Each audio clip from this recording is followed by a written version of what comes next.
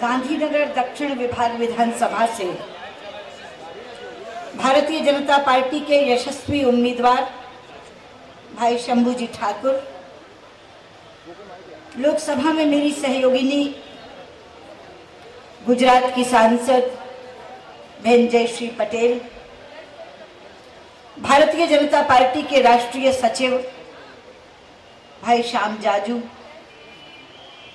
मंच पर आसीन मेरी पार्टी के सभी वरिष्ठ साथीगण और आज इस जनसभा में उपस्थित आदर के योग्य मेरे बुजुर्गों, माताओं, बहनों और स्नेही भाइयों।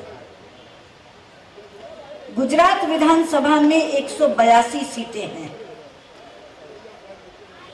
पर 182 सीटों में से 181 सीटों पर भाजपा और चुनाव के बीच, कांग्रेस के बीच चुनाव हो रहा है। बीजेपी और कांग्रेस के मध्य चुनाव हो रहा है, लेकिन इस 182वीं सीट पर कांग्रेस के अपने अंदर महाभारत हो रहा है। जिस समय नरहरि अमीन भारतीय जनता पार्टी में शामिल हुए तो मुझे 1977 के लोकसभा चुनाव का वो प्रसंग याद आ गया, जब बाबू जगजीवन राम कांग्रेस छोड़कर जनता पार्टी में आए थे और सारे समाचार पत्रों ने यह लिखा था कि अब कांग्रेस का सुपड़ा साफ हो जाएगा। और जब परिणाम आया तो देखा अमृतसर से कलकत्ते तक एक भी सीट कांग्रेस को नहीं मिली थी, एक भी सीट। गुजरात में भी इस बार भाजपा की विजय तो निश्चित थी, पहले से ज्यादा सीटें लेकर हम जीत रहे थे, लेकिन इस एक घटनाक्रम के बाद कांग्रेस सीट दर सर पटकनी खाती मिलेगी और उसकी झोली खाली रह जाएगी। ये आज मैं आपको भविष्यवाणी करके जाना चाहता हूं। मित्रों, मैं आभार व्यक्त करना चाहती हूं गुजरात की जनता के प्रति, जिन्होंने 1995 से लेकर 2012 तक लगातार भाजपा को जिताया। मेरे पत्रकार बंधु बैठे हैं, वो जानते हैं, जब भी चुनाव होता है तो राजनीति के पंडित एक शब्द का इस्तेमाल करते हैं, एंटी इनकम्बेंसी फैक्टर, जिसका अर्थ होता है सत्ता के विरुद्ध माहौल। और राजनीतिक पंडितों का यह मानना है कि सरकार कितनी भी अच्छी हो, चुनाव के समय सत्ता पक्ष के विरुद्ध एक माहौल बनता ही है।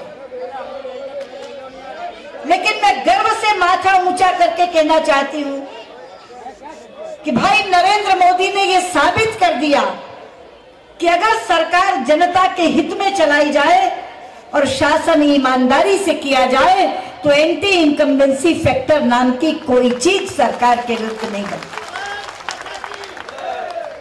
तब सत्ता के विरुद्ध माहौल नहीं बनता, बल्कि इसी सरकार को पुनः पुनः लाना है, बार बार लाना है, ये वातावरण बनता है। और आज आप जहां भी गुजरात में जाएं, यही वातावरण दिखाई देता है। आज की ये सभा भी खनक खनक के कह रही है, हमारे यहाँ कहते हैं ऐसी सभा में खनकती वोट आती है। आज ये खनकती वोट की सभा है, जो उद्घोष करके कह रही है कि हम 17 तारीख को अपने मतदान से भाई शंभूजी ठाकुर को तो दूसरी बार जिताएंगे ही, पर नरेंद्र मोदी की हैट्रिक बनवाएंगे, उनको तीसरी बार मुख्यमंत्री बनाएंगे। ये ऐसे ही नहीं हो गया, इसके लिए खपना पड़ता है, इसके लिए दूरदर्शिता की जरूरत होती है, इसके लिए परिश्रम करना पड़ता है, इसके लिए जनता के प्रति संवेदना का भाव मन में पैदा करना पड़ता है, तब ये होता है। और नरेंद्र मोदी ने तो अपने सामने 2 लक्ष्य रखकर के ही सरकार चलाई है। जब वो मुख्यमंत्री बने, उन्होंने अपने सामने 2 लक्ष्य रखकर उसका संधान करना शुरू किया। पहला लक्ष्य प्रदेश का विकास और दूसरा लक्ष्य गरीब का कल्याण। और आज उसी का नतीजा है कि देश की औसत के आगे गुजरात की औसत छलांग मारती दिखाई देती है। खेती की विकास दर राष्ट्रीय औसत है 3%, 3%, और गुजरात की विकास दर है खेती की 11%, 11%। और ये तब है जब गुजरात को देश में कभी कृषि प्रधान प्रदेश नहीं माना गया, कभी नहीं। उद्योग में तो मानते थे, व्यापार में मानते थे कि गुजराती उद्यमी होता है, अच्छा व्यापारी होता है, लेकिन खेती में नाम था हरियाणा का, पंजाब का। मेरे हरियाणा के साथी आए हैं, इस सीट पर देख रहे हैं। जो सरकारी पूल था उसमें हरियाणा देता था अनाज, पंजाब देता था, तमिलनाडु, आंध्र प्रदेश, इनको कृषि प्रधान प्रदेश माना जाता था। लेकिन गुजरात की गिनती कभी कृषि प्रधान प्रदेशों में नहीं होती थी। नरेंद्र भाई ने यह करिश्मा भी करके दिखा दिया, यह चमत्कार भी करके दिखा दिया। पानी नहीं है, सिंचाई के साधन नहीं है, वर्षा पर खेती निर्भर है, लेकिन ऐसी तकनीक लेकर आए जहां बहुत कम पानी से अच्छी फसल उगती है, जिसे कहते हैं टपक सिंचाई, ड्रिप इरिगेशन, स्प्रिंकलर इरिगेशन। विश्व भर में एक देश है इसके लिए जो जाना जाता है, जिसका नाम है इजराइल। 2 साल पहले मुझे इजराइल जाने का मौका मिला था। मैं भारत इजराइल मैत्री पक्ष की अध्यक्षा थी, तो उन्होंने मुझे दावतनामा भेजा था।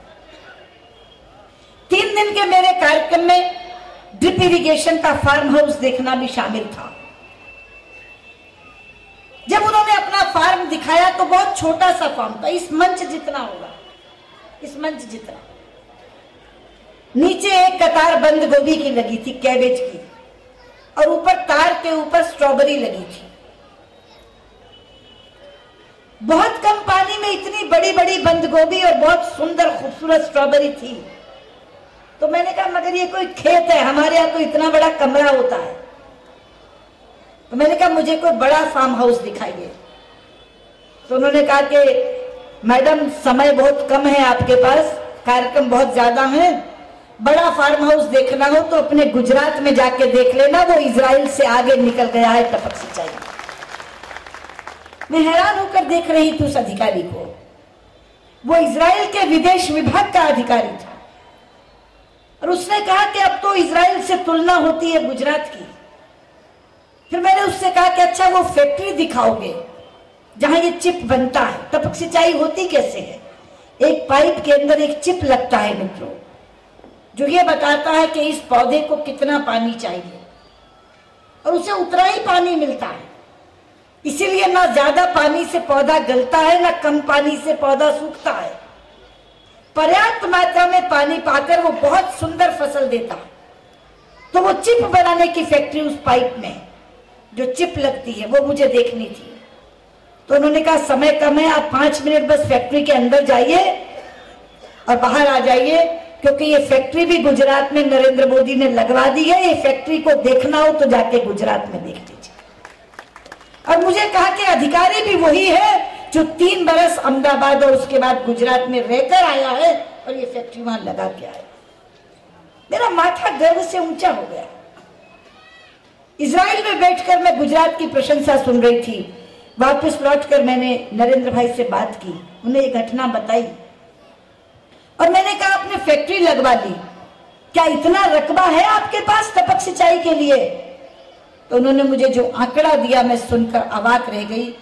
उन्होंने कहा कि सुषमा बेन, पहले 10,000 एकड़ रकबे में टपक सिंचाई की खेती होती थी, आज 7 लाख एकड़ रकबे में टपक सिंचाई की।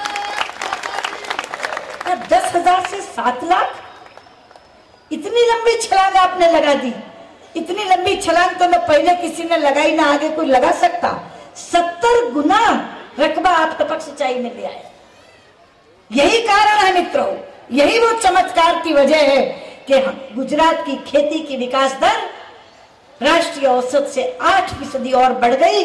3% के मुकाबले में 11% आज खेती की विकास दर गुजरात की। इसी तरह जब उद्योग का क्षेत्र देखती हूं तो औद्योगिक उत्पादन 16% है गुजरात का, 16%। नेता प्रतिपक्ष होने के नाते चारों तरफ से लोग आते हैं, बाहर के भी आते हैं, विदेश के भी, यहां के भी आते हैं, जिन्हें अपने उद्यम लगाने होते हैं, अपने कारखाने लगाने होते हैं। जब उनसे चर्चा करती हूं कहां लगाना चाहते हो, तो पहली पसंद बताते हैं गुजरात। मैं पूछती हूं कारण क्या है? मध्य प्रदेश बहुत अच्छा कर रहा है, कर्नाटक बहुत अच्छा कर रहा है, राजस्थान बहुत अच्छा कर रहा था तब। तो उन्होंने कहा कारण एक ही है बेन जी, कि जब कोई कारखाना लगाने आता है तो सबसे बड़ी चीज जो उसे हताश करती है वो है उसके प्रोजेक्ट की क्लियरेंस, जिसमें विलंब होता है। बोले हम एक सपना लेकर आते हैं, अपना एक ब्लूप्रिंट तैयार करके लाते हैं, हम बैंक से पूंजी का टाई अप करके आते हैं, मगर 6-6 महीने फाइलें खिसकती ही नहीं, तो अंततः निराश होकर चले जाते हैं, छोड़कर चले जाते हैं। लेकिन गुजरात एक ऐसा प्रदेश है जहां 24 घंटे में क्लियरेंस मिलती है। मैंने कहा 24 घंटे में कैसे मिल सकती भैया, थोड़ा सच बोलो, महीने 2 महीने में मिल जाती होगी। बोले नहीं, 24 घंटे में मिलती है। उन्होंने कहा कि हम केवल मुख्यमंत्री से मीटिंग मांगते हैं, और जिस दिन हम मुख्यमंत्री से मिलने के लिए जाते हैं वो अकेले नहीं होते, वो अपने कमरे में सभी संबंधित अधिकारियों को बुलाकर रखते हैं और एक एक से पूछते जाते हैं। जब हम कहते हैं इससे हमको अनापत्ति प्रमाण पत्र चाहिए, इससे इसका क्लियरेंस चाहिए, इससे इसका क्लियरेंस चाहिए, और वही की वही देते जाते हैं। और एक बार मुख्यमंत्री श्री ने हाँ भर दी, फिर किसी अधिकारी की हिम्मत नहीं कि वो उसके बाद ना कर दे। 24 घंटे में हमको क्लियरेंस मिला। और ये कारण है आज बिजली की अपार पूर्ति है, वहां अच्छा वातावरण है। भूमि अधिग्रहण के अंदर जो स्कीम बनाई है उसकी सुप्रीम कोर्ट तक ने सराहना की है कि आज औद्योगिक उत्पादन दर, विकास दर गुजरात की 16% है। ये तो विकास के 2 आयाम बताए मैंने, लेकिन मैंने कहा था कि दूसरा लक्ष्य उन्होंने रखा गरीब कल्याण का। मित्रों, 1000 गरीब कल्याण मेले हुए, 1000 गरीब कल्याण मेले, और वहां भी मुख्यमंत्री के मंच पर बैठे बैठे लोगों को चीजें मिलती हैं। 82 लाख लोग उससे लाभान्वित हुए हैं। 82 लाख लोग। मुख्यमंत्री बैठे रहते हैं, गरीब आता है और अधिकारी वहीं की वहीं जिस चीज की वो पात्रता रखता है वो उसको देता जाता है। और आम गरीब की अकेले बात नहीं, वर्गवार गरीब छांटा है। आदिवासी गरीबों के लिए वन बंधु योजना चलाई है। 15,000 करोड़ की राशि को बढ़ाकर 40,000 करोड़ वन बंधु योजना में किया। मछुआरे जो सबसे उपेक्षित हैं, निषाद केवट की जात वाले, सागर खेड़ू योजना चलाकर 11,000 करोड़ से उसको 21,000 करोड़ किया। ये मेरे युवा भाई खड़े हैं। 72 लाख रोजगार के नए अवसर सृजित हुए हैं गुजरात में। ये मेरी माँ बहनें बैठी हैं। 2.5 लाख सखी मंडल बने और 1600 करोड़ का वित्त पोषण हुआ है। और गर्भवती महिला के लिए तो 108 वरदान साबित हो गई है। पिछली बार मैं गुजरात के चुनाव से गई तो मैंने कहा भी गुजरात की बहनें तो 108 की माला फेरती हैं। मेरी छोटी बहन पास में बैठी थी तो उसने कहा जी माला में तो 108 मन के ही होते हैं, तो क्या गुजरात की बहनें पहले कम की माला फेरती थी? तो मैंने कहा मैं उस माला की बात नहीं कर रही हूं, ये 108 टेलीफोन का नंबर है जिससे प्रसूता को तुरंत अस्पताल भेजा जा सकता है। तो उसने कहा मुझे लगा आप राम नाम की माला की बात कर रहे हैं। तो मैंने उससे बोला कि हाँ बहन, ये राम नाम की माला है, क्योंकि अगर 108 ना पहुंचे तो उसका राम नाम सत्य हो जाता है। इसलिए ये 108 की माला, राम नाम की माला, रामबाण बन करके चल रही है। किस किस का जिक्र करें? एक लंबी फहरिस्त है, एक लंबी सूची है। लेकिन हमारे यहाँ बहनें जानती हैं, जब रसोई में चावल पकाती हैं तो देखना होता है कि चावल पकाया नहीं, तो पूरा पतीला उलट के नहीं देखती। एक चावल हाथ से लगा के मसल के देख लेती हैं। अगर एक चावल पक गया तो सारे चावल पक गए। ये ट्रेलर दिखाया है मैंने आपको, आप समझ सकते हैं कि फिल्म कैसी है। मित्रों, मगर ये तो बढ़िया फिल्म की सरकार है। एक सरकार वो भी तो है जिसे हम धो रहे हैं, तो केंद्र में चल रही कांग्रेस के नेतृत्व वाली सरकार, वो भी लोगों की वोट से बनकर आई है। और वो क्या कर रही है? एक तरफ आतंक भ्रष्टाचार में डूबी हुई है वो सरकार, हर सत्र में एक नया प्रकरण उजागर हो जाता है भ्रष्टाचार का, और कोई विरोधी दल के लोग नहीं करते। कौन करता है? C&AG, controller and auditor general, नियंत्रक महालेखा परीक्षक। संविधान ने जिसको जिम्मेदारी सौंपी है कि तुम सरकार का लेखा जोखा देखो, वो निकाल निकाल कर रखता है। 1,76,000 करोड़ 2G स्पेक्ट्रम में, 76,000 करोड़ CWG में, 1,86,000 करोड़ कोयला आवंटन में। मैं कहती हूँ भैया, धरती पर तो हमने घोटाले होते देखे थे, पर धरती आकाश पाताल तीनों में घोटाले हो जाए ऐसी सरकार पहले नहीं देखी। 2G स्पेक्ट्रम का घोटाला आसमान में हुआ। स्पेक्ट्रम किसे कहते हैं? एयरवेव्स को, जो हवा की लहरें हैं, वो लहरें बेच डाली। और कोयला कहाँ होता है? धरती के गर्भ में। तो पाताल में कोयला बेच डाला, आसमान में लहरें बेच डाली, और CWG का घोटाला धरती पर हो गया। तो धरती आकाश पाताल तीनों में घोटाला करने वाली ये माशाअल्लाह सरकार है। एक तरफ आकंठ भ्रष्टाचार में डूबी है, और दूसरी तरफ महंगाई के कोड़े मार मार के आम आदमी को सता रही है। आटा 20 रुपए किलो, चावल 25 रुपया किलो, चीनी 35 रुपया किलो, तेल 100 रुपया किलो। कैसे चलाएं ये बहनें अपना घर? कैसे चलाएं अपनी रसोई? क्या क्या खाना छोड़ दें? अरे दूध छोड़ देंगे, दही छोड़ देंगे, फल छोड़ देंगे, सब्जी छोड़ देंगे, पर कड़ी खिचड़ी भाखरी तो खानी पड़ेगी पेट भरने के लिए। उसके लिए भी तो दाल चावल चाहिए, उसके लिए भी तो थोड़ा सा दही और बेसन चाहिए। मगर इस सरकार के राज में तो कड़ी खिचड़ी भी नहीं किसी को नसीब होती। मित्रों, शासन तो हमने भी किया था 6 साल। अटल जी की कैबिनेट में मैं खुद मंत्री थी। हर कैबिनेट की मीटिंग में अटल जी एक बात कहते थे, हम कुछ अच्छा करें या ना करें, आम आदमी के मुंह से रोटी का निवाला छीनने का अपराध नहीं करेंगे। ये अपराध नहीं, पाप होता है। मगर ये सरकार ये पाप दिन रात कर रही है। मुझे एक बात का संतोष है, जयश्री बहन साक्षी है, कि जब से मैं नेता प्रतिपक्ष बनी हूं, संसद के हर सत्र में मैंने अपनी बहन का दुख दर्द संसद में सुनाने की कोशिश की है, उसके इस दर्द को वहां रखने की कोशिश की है, लेकिन सुनाई नहीं देता उन्हें।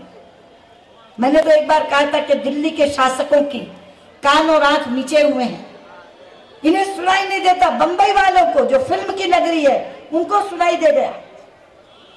एक गीत बन गया। एक फिल्म आई थी पीपली लाइव आमिर खान की, उसमें गीत बन गया, सखी सैया तो बहुते कमात है, महंगाई डायन मार जाते। लेकिन इनको सुनाई नहीं पड़ता।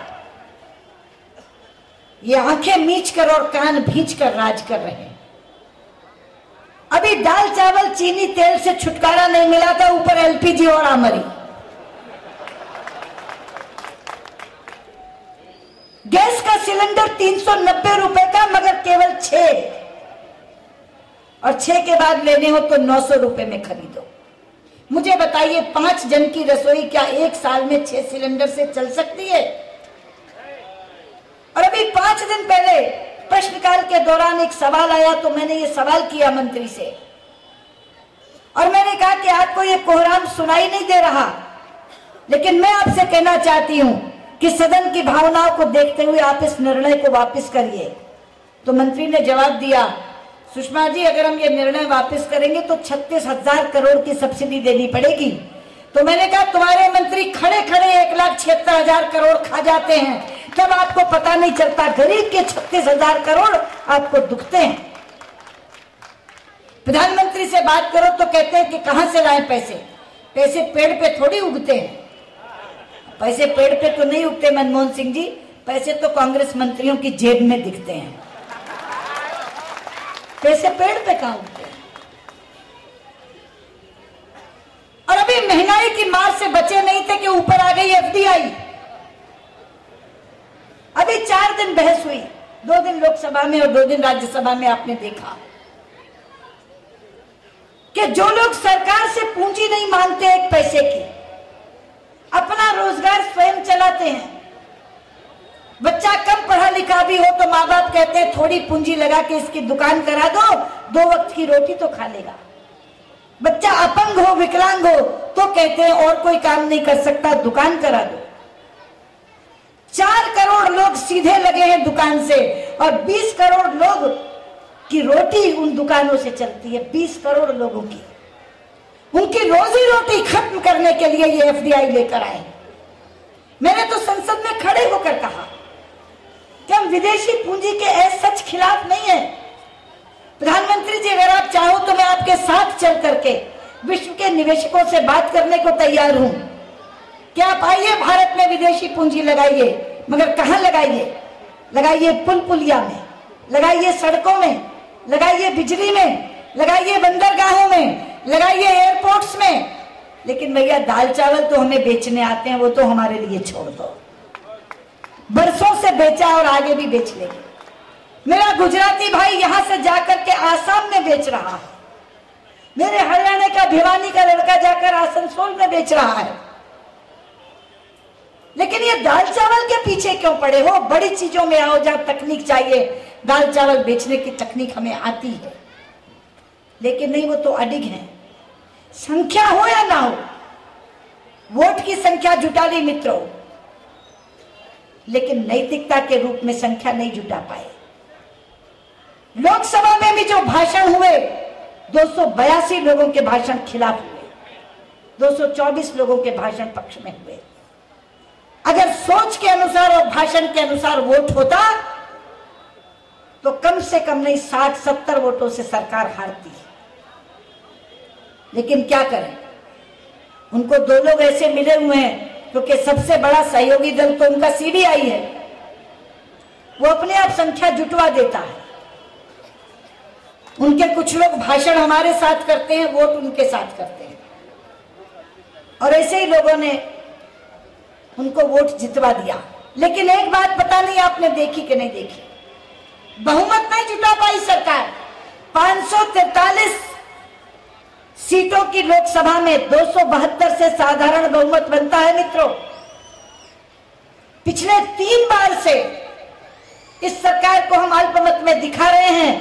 3 बार वोट करवाया हमने, तीनों बार में से एक बार भी 272 नहीं जुटा पाई।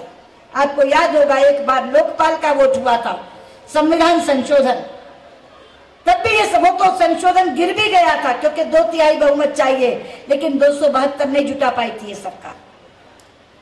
एक बार महंगाई पर, प्राइस राइज पर वोट हुआ था, तब भी 272 नहीं जुटा पाई थी ये सरकार। और इस बार फिर एफडीआई पर वोट हुआ, 272 नहीं जुटा पाई ये सरकार। ये अल्पमती सरकार है, अल्पमती सरकार। पर सत्ता की हेकड़ी है कि बहुमत हो या ना हो, नीति अपनी ही चलाएंगे। उस दिन मुझे नरेंद्र भाई कह रहे थे कि सुषमा बहन, मेरे यहाँ 2200 किलोमीटर का गैस का ग्रिड है, मुझे नहीं चाहिए सिलेंडर, मैं सीधे बहन की रसोई में गैस दे सकता हूं उससे। और उन्होंने कहा मैंने ये योजना भेजी है केंद्र को लिखकर, 3.5 करोड़ सिलेंडरों की बचत होगी उससे, 1500 करोड़ रुपए की बचत होगी केंद्र सरकार को। लेकिन योजना को मंजूरी नहीं दे रहे। क्यों? क्योंकि श्रेय का लफड़ा है। अगर मंजूरी दे दी तो इसका श्रेय नरेंद्र मोदी को मिल जाएगा। जब बाकी जगह की महिला रो रही होगी, उस समय गुजरात की महिला अपने गैस पर रोटी पका रही होगी, जो गैस नरेंद्र मोदी ने उसको दी है। इसलिए श्रेय के कारण मंजूरी नहीं मिल रही। 60,000 करोड़ रुपया गुजरात केंद्र के रेवेन्यू में देता है, 60,000 करोड़, लेकिन बदले में कितने मिलते हैं? 8,000 करोड़। इसलिए मैं आज आपसे कहने आई, ये चुनाव केवल प्रदेश के लिए चुनाव नहीं है, ये देश के चुनाव की भी नींव रखने वाला चुनाव है। प्रदेश में विकास होगा, लेकिन अगर केंद्र में भाजपा की सरकार आती है तो 60,000 करोड़ की जगह 8,000 करोड़ गुजरात को नहीं मिलेंगे। 60,000 करोड़ की जगह कम से कम 30,000 करोड़ रुपए गुजरात को मिलेंगे, जिससे विकास की गति कितनी ज्यादा हो जाएगी। मित्रों, चुनाव का समय शाबाशी देने का समय भी होता है और सबक सिखाने का समय भी होता है। जो अच्छा काम करे उसके पीठ पर थपकी दो,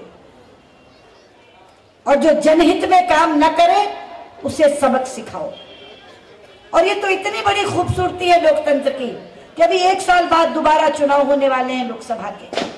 2013 में नहीं तो 2014 में तो होंगे ही होंगे। एक ही वोट से आप भाई नरेंद्र मोदी को शाबाशी भी दे सकते हैं और मनमोहन सिंह और सोनिया गांधी को सबक भी सिखा सकते हैं।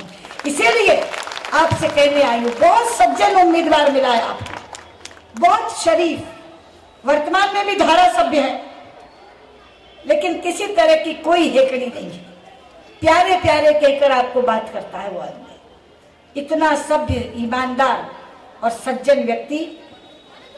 जाइए 17 तारीख को भाई शंभू जी ठाकुर के कमल के निशान पर मोहर लगाकर बटन दबाकर एक तरफ शंभू जी को दोबारा जिताने का काम करिए और दूसरी तरफ नरेंद्र भाई को तिबारा मुख्यमंत्री बनाने का काम करिए और तीसरी तरफ मनमोहन सिंह और सोनिया गांधी को सबक सिखाने का काम करिए। एक काम से 3 निशाने साधने का काम आप करेंगे और आप जरूर ये काम करेंगे, ये विश्वास लेकर मैं अपनी बात समाप्त करती हूँ। बहुत बहुत धन्यवाद।